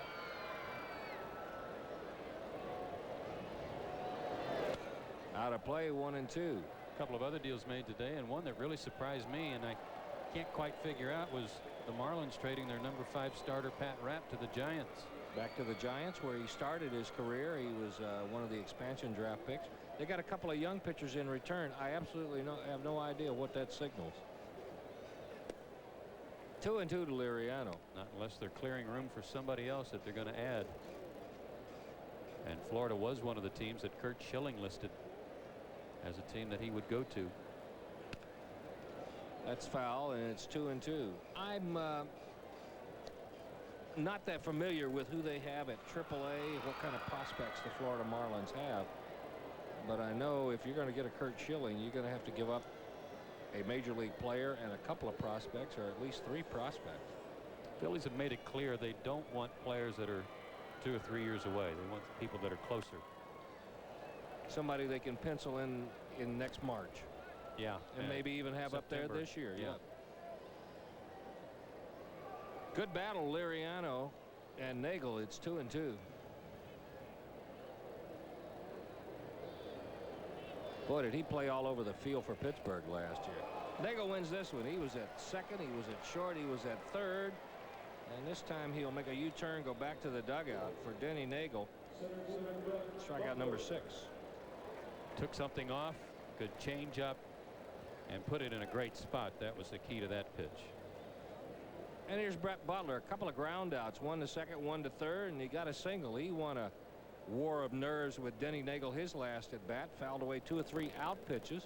Finally got one he could handle, and nice little inside out liner up the middle into center field.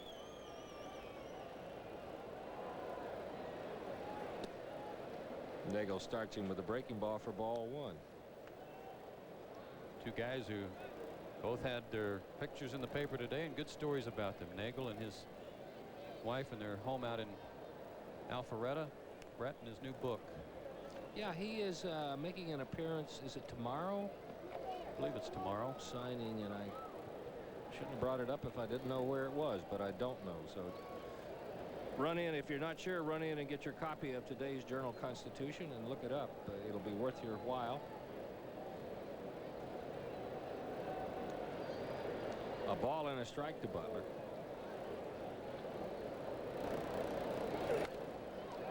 Out of play, 1-2. Here we go again. There. Now watch the number of good pitches he will foul away. Very seldom do you get Brett Butler out immediately after getting strike 2 on him. He's not going to try to pull anything. No. He's fending off everything you throw up there that's tough until you give in. Oh, perfect pitch. Take a picture of that. That hasn't happened very often. Strikeout number 7. That locked him up. Threw that breaking ball at him, and it was a big sweeper. You saw him back on his heels a little bit, and it caught the outside corner. What a pitch. 2 gone for Trip Cromer. He is struck out looking. He's fly to left and hit one right on the button, but right at Jeff Blauser. Pops this one up the chimney. Way up the chimney. McGriff has it right at first. And it's a 1-2-3 inning for Denny Neagle.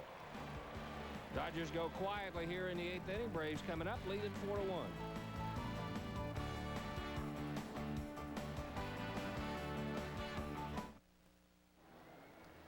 4-1 as we go to the bottom of the 8th. You want to stay with TBS after the game as Skip Carey stars in Spaceballs. Oh, I'm sorry. No, wait a minute. That's John Candy. He'll also star with Bill Pullman in the Mel Brooks film Spaceballs. On Dinner and a Movie tonight, Paul and Annabelle will be preparing May the Borscht Be With You. That's coming up next here on the Superstation. Well, the movie is going to run a little bit late. I wonder, are they already cooking? Yeah, it's hot there. Kitchen is very hot. It is. Eddie Perez is going to lead it off. Graffinino to follow. Guthrie's still out there. Eddie takes ball 1 down low. Borscht is soup, isn't it? Mm-hmm. We've got beets and potatoes. Mm-hmm. Jump right in anywhere, Galloping Gourmet. That's a ball and a strike. It doesn't have anything to do with grilled cheese. Leave me out of it. Perez has been up 3 times. He's grounded a short. He's popped a short, and he's single. Good piece of hitting on that single. Hit a pitcher's pitch down almost ankle high. That's 2-1. Perez at 238.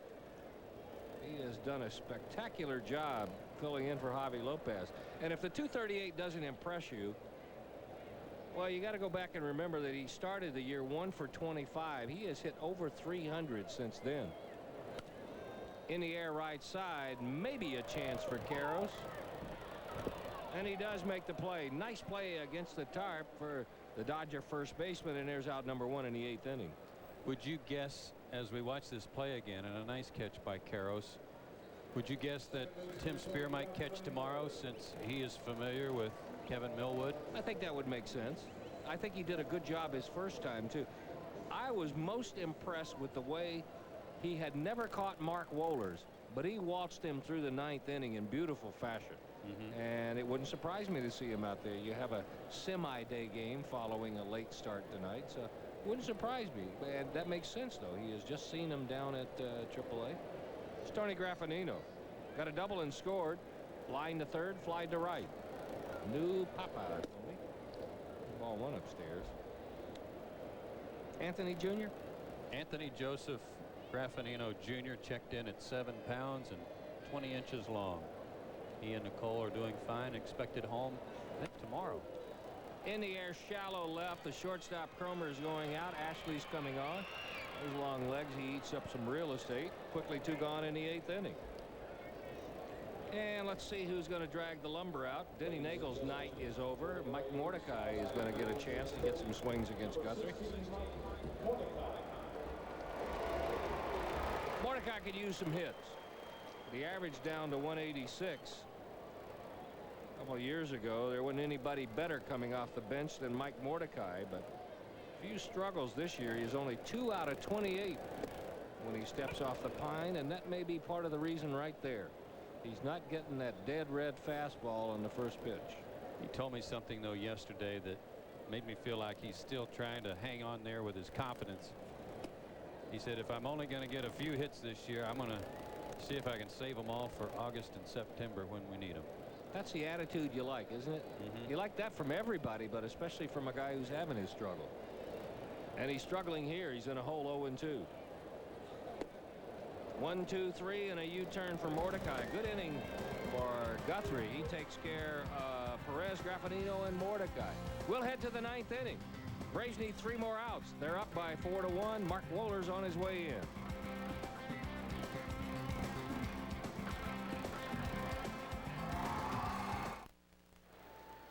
Eight innings in the books. Now let's take a look ahead at what's coming up here on the Superstation. The Braves have 3 more games with the Dodgers. We'll have the finale for you on Monday beginning at 1:05 Eastern time, and then it's back on the road and we go to Chicago first, and it'll be a doubleheader at Wrigley Field on Tuesday at 1 o'clock. We'll have both of those games for you, as well as the Wednesday afternoon tilt that begins at 2:15. We're heading to the 9th inning, and Bobby Cox is going to turn it over to Mark Wohlers. You see his numbers. Wohlers during this homestand has been in 5 ball games. He has 3 saves.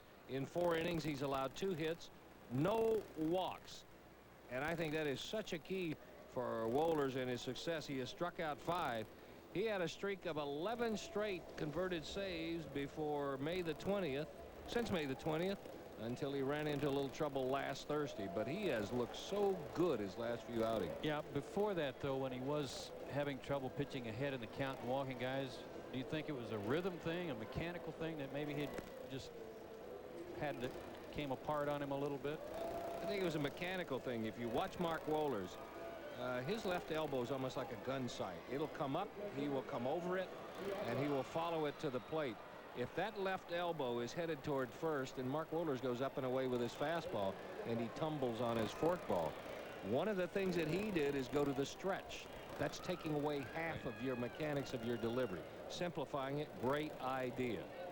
And Wohlers has been throwing the daylights out of the ball. He's got his work cut out for him here, though. He's facing Piazza, Karros, and Mondesi. How has Piazza done against him? Just checking here. He is 2 for 7 lifetime. That translates to a .286 batting average. Piazza 1 out of 3 against Neagle. And Wohlers starts him with a strike. By the way, we mentioned the Brett Butler book signing. If you're interested, and it would be worth your while, it's at the Family Bookstore in Tucker, 10 a.m. to noon, 934-0000. That's in the 770 area code if you're interested. Go. Hammered to right center field. Andrew Jones is there. Cruz is under it. There's out number 1.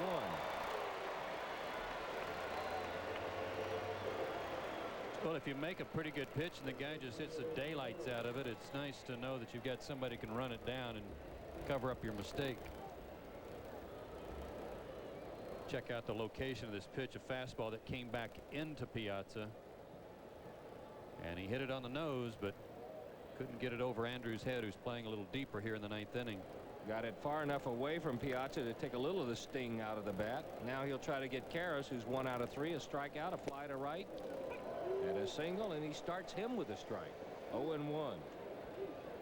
And he is 1 for 6 lifetime against Mark. Wohlers at .218 the earned run average. He's looking for save number 24. Comebacker up the middle, tough play. It's going to get through. That's a strange base hit. It almost looked like what you see, a double hit in golf. Perfectly placed. Well, everybody's been wondering what this ballpark's going to do as the summer heats up. Is it going to be a park where the ball flies out like it used to across the street? But the one thing that I've noticed more than anything else is how fast the infield is. Anything hit up the middle, boy, turns into a base hit, and that one, once it reached the infield dirt out near second, shot into center field. Throw a little overspin in there like that had, you got no chance. Well, Karros will stand at first base. That'll bring up Mondesi. He's 1 out of 3, but it was a long 1 out of 3, a home run. And he's had some success against Mark. 2 for 5 with a homer. Chopper out in front of the plate. Tough play. Wohlers has 1 play. Guns it to first. Dug out by McGriff, but too late. Good hustle by Mondesi. And Graffinino right on top of things, reminding McGriff to keep an eye at second. That was a bang-bang play, but give Mondesi some credit, too. Good play by Wohlers, but Mondesi didn't waste any time hot-footing it down to first. This is a good play by Mark. What slowed him down a little bit was picking it up with his glove hand and then transferring it to his right hand. Great dig by McGriff. And a bang-bang play. To be honest with you, I couldn't tell which got there first. It was close, and now all of a sudden Mark Wohlers is in a jam. Runners at first and second. That'll go as an infield single. And he needs to get out Todd Zeile. Zeile represents the possible tying run. Zeile with 20 homers, 50 RBIs. 1 for 6 lifetime against Mark. Check swing strike, 0-1. You like those kind of favors in spots like this, don't you? Thank you very much. Reach back for a little extra. When you turn it loose, you know it's going to be out of the strike zone, and the hitter helps you out.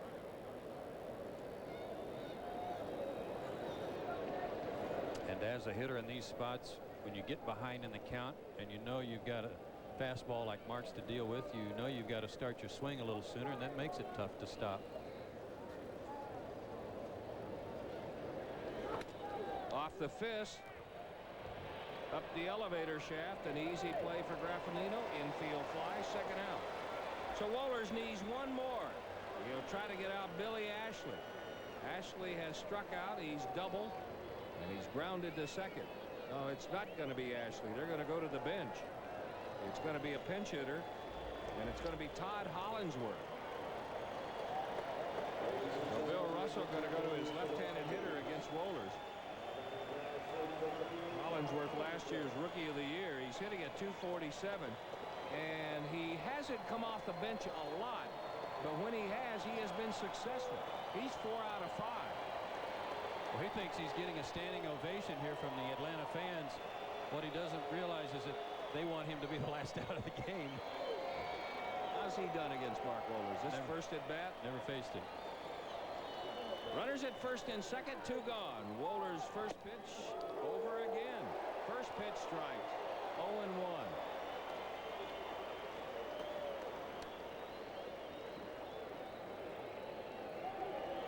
Billy Ashley, who was pinch hit for, was 1 for 2 in his career against Wohlers with a homer. Karros at second, Mondesi at first. 4-1 Braves.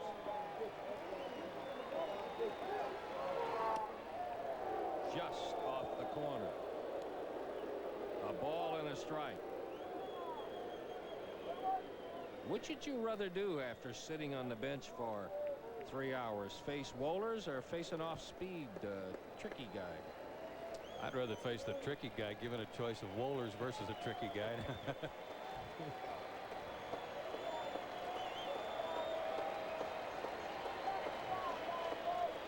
Most of the people have stuck around for this one, and everybody who's not a Dodger fan on their feet.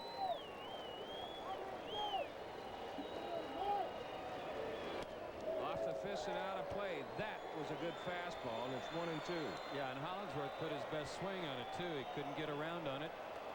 Part of that because of the location and the velocity, another part because he's been sitting for 8 innings. What are the chances he's going to get a chance to chase a forkball here? I think an excellent. And if he doesn't swing at that one, there's a pretty good chance he's going to get a chance to chase another one. 1 ball, 2 strikes.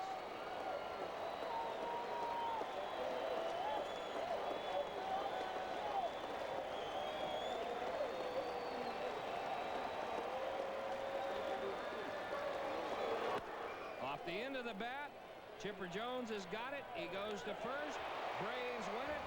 Wohlers picks up his 24th save. Dodgers in the inning, no runs, a couple of hits, and 2 stranded. 4-1 the score. And our Braves player of the game is Denny Neagle. The AutoZone player of the game had himself quite a night. He rebounded from a rough start to pick up the win. He's 13-2 on the year, ties Greg Maddux for the league lead in wins. And tonight, Denny Neagle recorded a few more strikeouts than he has of late. Had a good fastball early on. Got Ashley to chase one down in the dirt there. Threw one by the pitcher. And even got Mike Piazza to wave at one later in the contest. of the best pitches of the night. That big breaking ball to Brett Butler capped it off. Congratulations to Denny Neagle. The Braves have now won 3 in a row. And we'll be back to wrap things up right after this.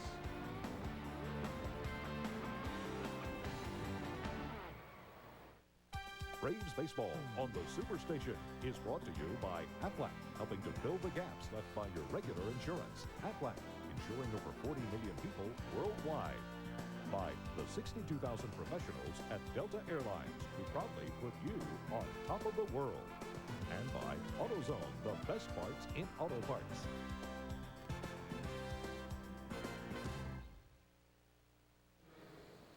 Braves win the first game of this 4-game series over the Los Angeles Dodgers. 4-1 the final score. The Braves stranded 8, the Dodgers 6. Denny Neagle, as you see, improved to 13-2 with the win. Dennis Reyes suffers his first major league loss. Mark Wohler's on a roll. He's now saved 24. 15th save of the year here tonight. 15th sellout of the year, I should say. 48,721. And the time of the game, 2 hours and 23 minutes. But also, Don, the bullpen, a note handed to me by Phil Simmons, the bullpen in the last 6 games, 1 earned run allowed in 16 innings. That's outstanding. John Sherhold's got the effect he wanted with the shakeup down there. We'll be back with you on Monday at 1:05 versus the Dodgers. Coming up next year on the Superstation, it's Spaceballs on Dinner and a Movie, where Paul and Annabelle will be preparing May the Borscht be with you. For Ernie, who is sitting in for Pete and Skip and Joe, I'm Don Sutton. Thanks for spending your evening with us. And also for all those folks you see rolling up right there on the credits. They're the people who you don't get to see out front, and they don't get to talk except to us. Without them, we couldn't be bringing you baseball. Enjoy the auto racing over the weekend. Make sure you're back with us on Monday. Have yourself a great weekend. Braves win it 4-1. We'll see you on Monday. Good night, everybody.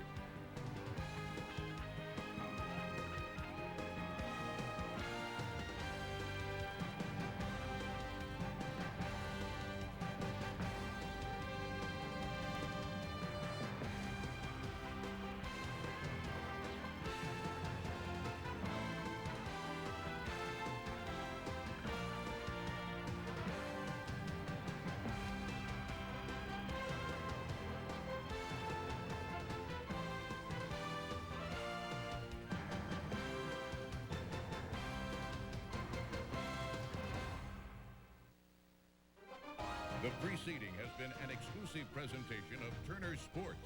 In 1998, cable television's exclusive host for the 18th Olympic Winter Games.